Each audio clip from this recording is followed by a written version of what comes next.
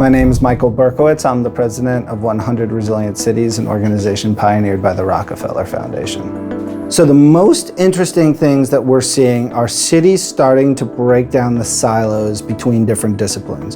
Throughout the 20th century, big organizations, for efficiency reasons, created silos.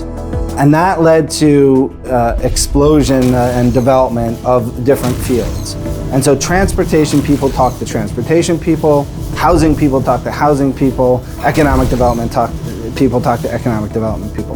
But the real magic, the way to leverage all three of those together and ultimately make the city more livable, sustainable, and resilient is to have those folks talk to each other so that you align transportation with housing, with economic development.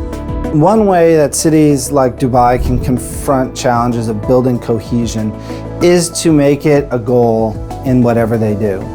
And so every policy, every action, every zoning approval, every new mall or public indoor space that gets built, if you think about it as a mechanism to begin to integrate the various populations, to begin to build a social cohesion among the residents of Dubai, then you start to both have the primary purpose of the space, which might be a mall or a school or a residential area or a sports facility, but also a way of integrating the diverse and disparate populations that make up this city.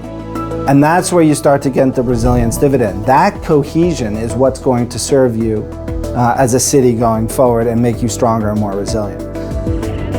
So I think one of the most important areas for innovation in cities is to find ways to better finance infrastructure. There is a massive need in cities.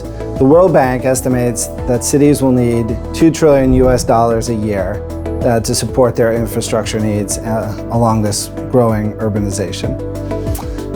And there is plenty of capital lining up to support that, and yet that capital can't find projects.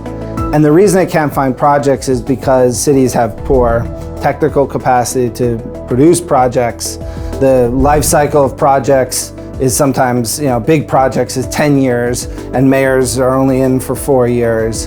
It has to do with the kind of money that's needed at the beginning of the project life cycle in order to prepare the project, to get it to a place where it's bankable and financeable. And so there is a lot of room for innovation, new financial products, new mechanisms, new funds that can help cities develop more inclusive and integrated, sustainable and resilient infrastructure projects, and ultimately get them to financing, because that's what the world's cities need, and that's ultimately what's going to change the planet.